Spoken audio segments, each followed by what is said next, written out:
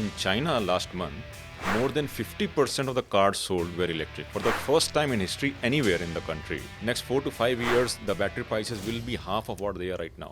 We concluded that India has to electrify all its fleet, including two-wheeler, three-wheeler, buses, trucks, everything, between 2045 and 2050. The RWA, the distribution company, the transport department, no one can stop you from setting up a charging infrastructure. Absolutely, you should go ahead buy electric. Don't even think twice. I think that's what we call in internet or Instagram language confirmation bias. Exactly.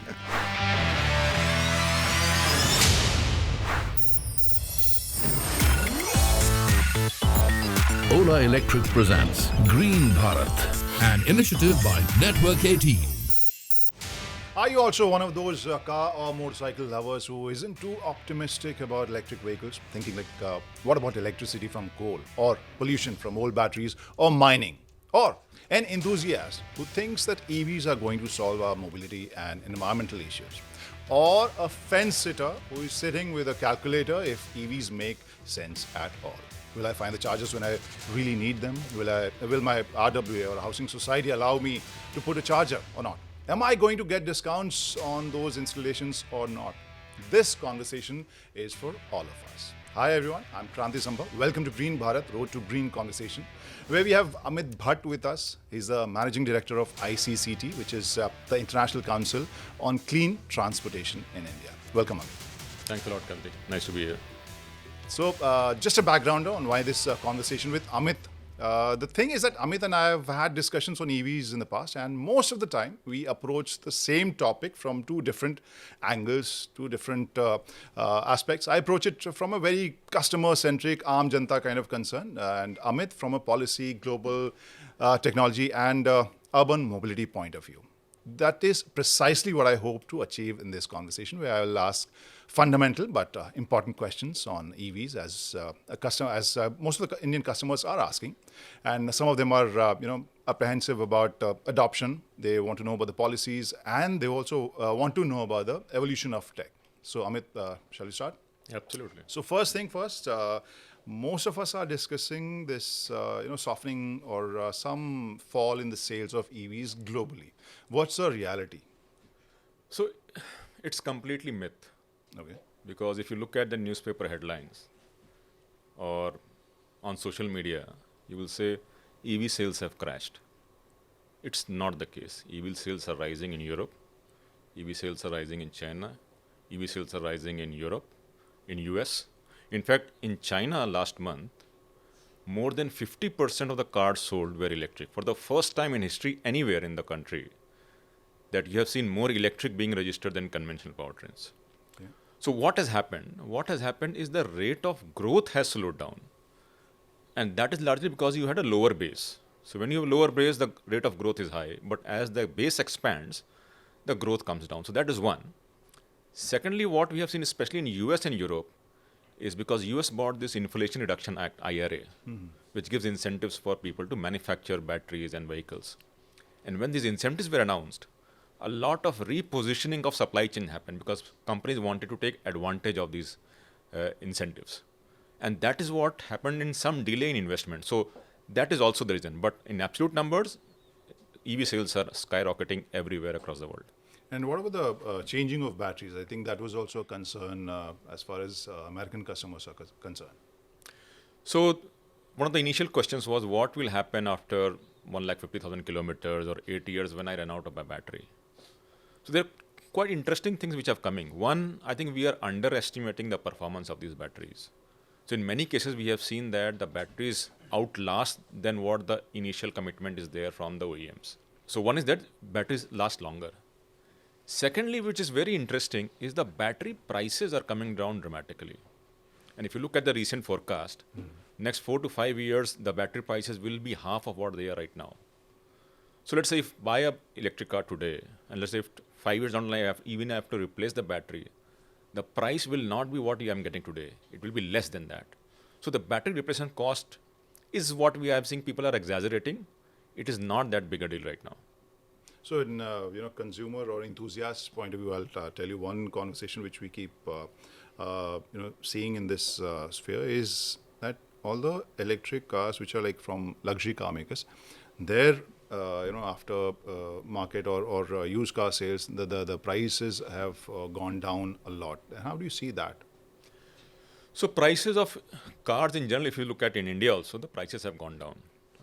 If you look at Nexon, so that price point that I bought 2.5 years back, it is cheaper than today. So today it is cheaper. So my resale value will always go down. So on one side, I am also slightly unhappy that, but I think there are a couple of reasons why the prices have come down. One, the battery prices have come down. So when the battery price comes down, and depending on what model you take, it could be anywhere between 35 to 50% of the cost will be the cost of the battery. So if the battery prices are coming down, the OEMs are passing that to the customers. Secondly, what we are seeing is that as the supply chain increases, you also distribute some of the overheads across a larger vehicle segment. So the prices will come down. So the reduction in prices on one side is good for a new customer, but slightly bad for an existing customer because the resale value goes down. But what is interesting, what we are seeing, especially in Norway, so Norway has about 90%, close to 90% sales are electric. They now have quite a vibrant second-hand electric car sale market, which is very vibrant and people are using it. Initially, there was also skepticism, will the vehicles perform, not perform? But given the way things are happening, people have a much stronger trust and focus on the electric, at least in some of these countries. So one question or one query most of the customers have about battery life is that after 6, 7, 8 years, they generally think that that is the time to replace the battery. What's the reality? What kind of percentage or the range or charging capacity fall are we seeing after 7 to 8 years? So some of the newer batteries that we are seeing right now, even after 7 to 8 years, they are almost at 90-95% level. Okay. So technically, you can still run your car. It's just that you will have a slightly lower drop in the range. Right. But even let's say if it goes down to let's say 80-85%, there is always a case for second use case for the battery. Right. So the battery from the vehicle can go into stationary storage. So you might resell these batteries for a price. And when the batteries outlast that period also, then you can also recycle as well. So there is a secondary use of the battery, and then there is a resale of the battery and recycling of the battery.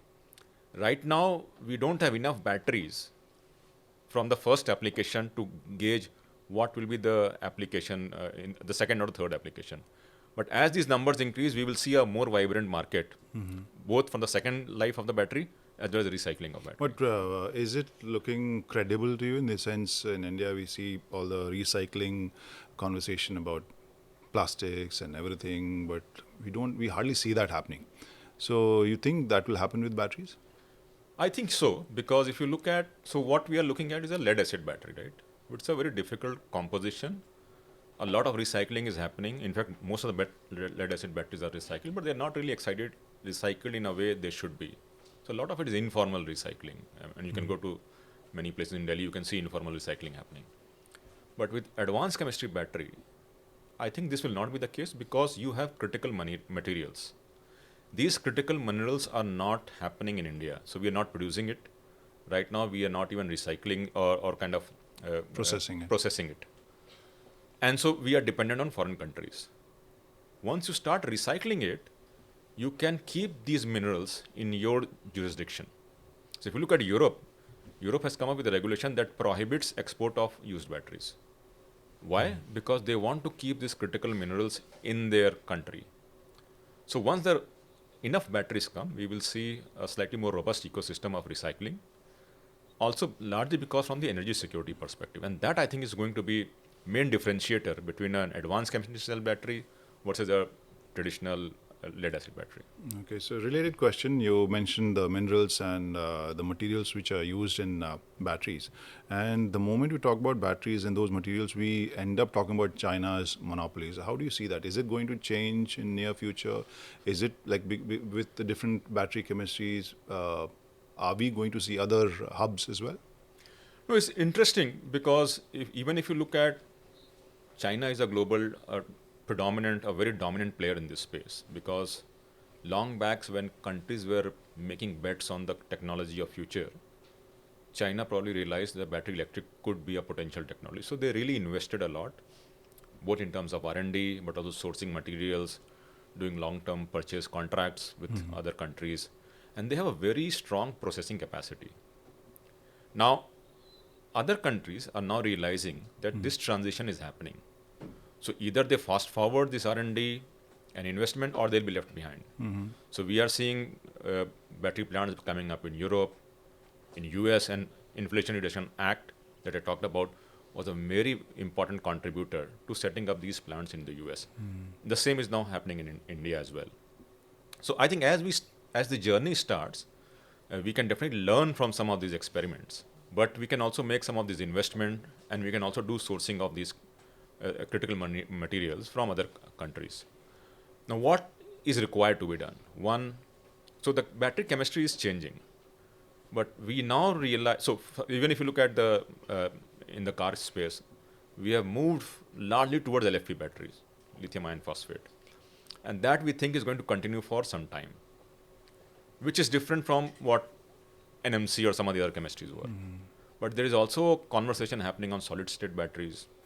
There is a conversation happening on batteries which probably sodium ion batteries and so on and so forth. So it's a very evolving conversation. Everyone is trying to find that next critical mineral which can help on the energy security or address some of the geopolitics issue as well. And we will see something happening. But I think right now, I think both for energy security and this larger energy transition, batteries are going to be very, very important in this space. So I also feel that many manufacturers or industry watchers might agree that their strategy also includes some sense of some portion of hope, where they're hoping that this new kind of technology will come, for example, solid state or sodium ion, and it will reduce the battery prices and everything. So how solid is that hope? I mean, is it going to happen, or any research which you can share? So one, we did some research to understand that do we have enough critical materials to assume that automobile transition can happen towards battery electric. So what we did at ICC Tech global level, we looked at whatever available data on mines are available, and we projected demand, assuming that everything in the world transitions to electric. And we came up with a 2050 scenario. And we assessed that whatever mines are already announced, those mines are enough to power the global transition. Okay. Which means we don't think there will be shortage of critical minerals. So that's one. Secondly, as the technology improves, we are seeing lesser these critical minerals going into batteries. So batteries are becoming much more efficient. So even with the existing technologies, when you bring in efficiency, you require less amount of critical minerals. And then there is always this conversation of what's the next best chemistry. Right. So given all this development, I personally feel the prices of battery will go down, because let's say if you have a mine which produces lithium, what will you do with that lithium? Right? So you have to sell it. If someone else comes with a mine which produces lithium, he or she will also have to sell it. So then it becomes a competition. Who can sell more? And therefore the prices come down.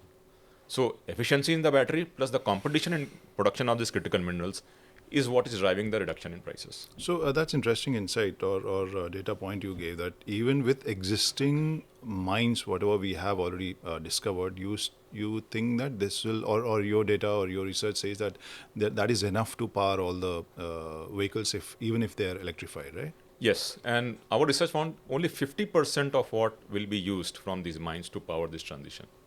Okay. So we have enough critical minerals. That's the bottom line. Okay, that's a headline, I guess.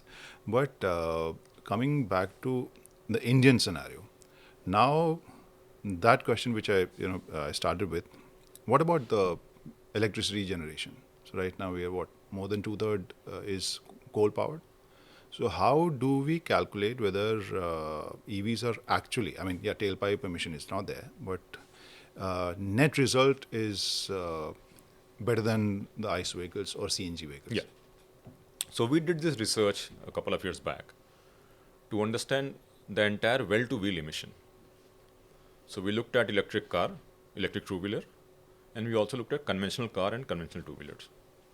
And we looked at whatever emission is there in production of this vehicle, in operation of this vehicle, and then the end of life of the vehicle. And we found that in two-wheeler case, with the existing grid, which is, as you said, 3/4 on fossil fuel, electric two-wheeler in India was found to be almost 40% less emission in terms of life cycle emission than a conventional two-wheeler Okay. with the existing grid. So that means powered with the whatever is coal burning at the Exactly. plant. It is the transfer and then using it Exactly. to charge it. Charge it, absolutely. And it also includes emission involved in production of these vehicles, including production of petrol Understood. and production of critical minerals and batteries and everything. So it's a complete life cycle emission. So electric two-wheeler had almost 40% less emission than conventional two-wheeler. Electric car, incidentally, had almost 19 to 29% lower emission. Okay. Now, this is with so what are we coming out with? So one is, even with India's predominant grid, which is based on coal, electric vehicles are cleaner in terms of life cycle emission. Tailpipe emissions, so absolutely it's zero, right? So that's one point. The second point is, if we start cleaning the grid, which means if we start pumping more renewables, this number will go down. So now what we get? So we get a pathway to clean transport system. And that pathway is you produce green electrons, which is renewable energy, solar, wind, pump hydro, so on and so forth. Once you get these green electrons, you can store that in a battery and you power your battery electric vehicles. Or you can use this electron to convert into a green molecule, which is green hydrogen. And then you can either come up with a hydrogen fuel cell, or you can use that in other form of energy. So we are now know what is the pathway to clean transport system. And that involves renewable energy plus battery energy storage. And how do you see India's journey? Because government has been pushing for maybe 30% electrification by 2030, and we have seen some numbers, some new products and everything. So how do you see by 2030? Are we going to, see the market like?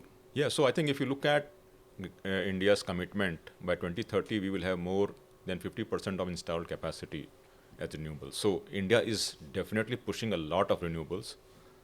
Going forward, I personally believe that the grid will get cleaner. So it's today 75% fossil fuel. Maybe in next 5-6 years it will be 60% or maybe 65%. And going forward it will. So government is actively pushing on cleaning the grid. And as we push more and more renewables, we will see even more benefit of electric vehicles than what we are seeing as of now. And about the market ratio, you think electric vehicles would constitute around 30% by 2030? So some of the initial assessment from the government was 30% by 2030. I think we need to do a lot to push, because if you look at an aggregate level, it's about 2% right now, electric vehicles numbers. And so this is where I think we have to do a lot more. So if you look at other countries on how they have achieved, even let's say China or Europe or US, there are two ways of pushing electrification. One is you subsidize, because there is a cost parity is not there in electric vehicles, at least the upfront cost parity. So schemes like FAME schemes, or now the PME drive, state EV policies, they subsidize. The second is a slightly tricky but very important, called supply side regulation.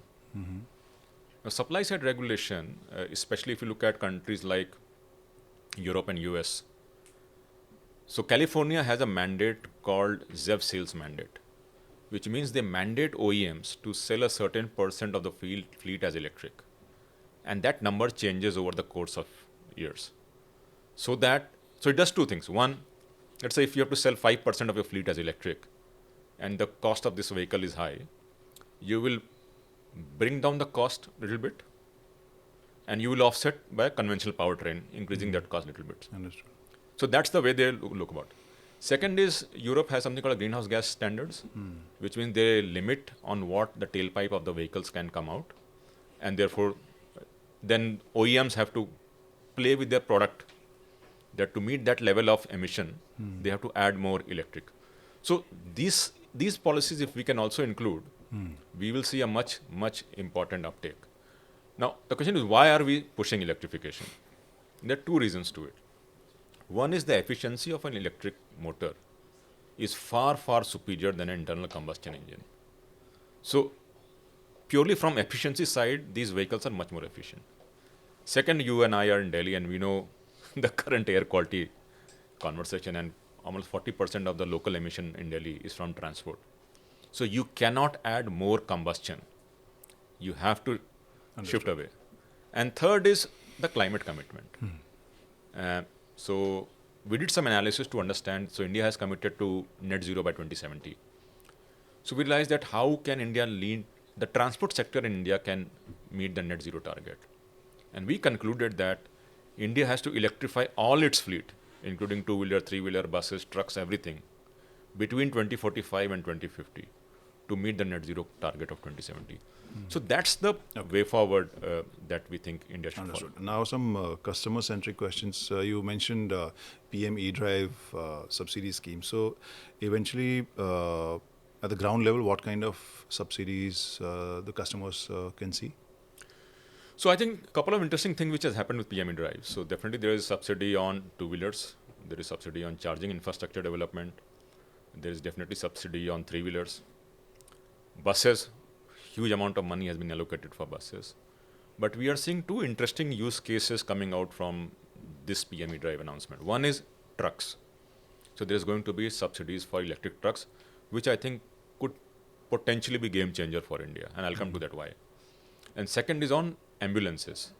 So there are two new vehicle segments that have been added. So for customers who having two-wheelers, they will continue getting subsidies that they were getting under FAME. With charging infrastructure, we will see much more charging infrastructure coming in, so that will also benefit. But the reason why we are very excited with trucks is that trucks are about 2% of India's motor vehicle fleet. And they are responsible for almost 45 to 50% of emission from transport. Wow. So very small segment, almost half of transport emission.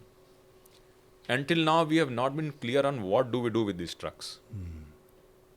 But with the battery prices coming down, there is a very strong case of electrification of trucks. And we are already seeing some startups already running trucks in Delhi. So if you look at the Vahan database, there are about 350 odd trucks, electric trucks already being registered. Okay. With a little bit of nudge and push, we can see much more electrification possibility in trucks. Cool. That's interesting data, eye-opening data. One question which we keep getting from many of my viewers is like, how can we get RWA or housing society to get the chargers installed? Because the new societies, they have included that in their whatever master plan blueprint. But the old societies, retrofitting, at times they are like, many users, they face this some kind of pushback that we will not allow electric cars or bikes to be charged here. There's some security, safety issue and everything. So how can they approach this issue? Very interesting question. A question which I've been struggling for 2.5, 3 years now. I've been also trying to convince my RWA housing society to allow setting up charging in my parking. I've still not been able to convince them. So, and again, lack of awareness, lack of understanding.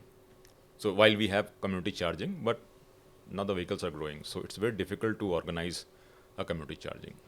So what can be done? I think, to me, the big learning is from Norway.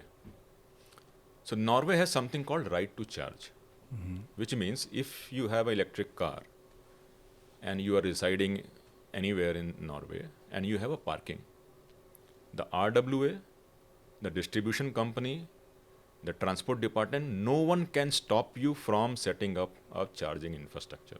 Fantastic. So you apply, and I think within 2 weeks, the utility will come and install charging at your parking. Till date, there has not been a single fire incident in Norway. 90% of cars registered in Norway are electric. So I think a lot of it has to change. So I think government needs to come up with some kind of directive.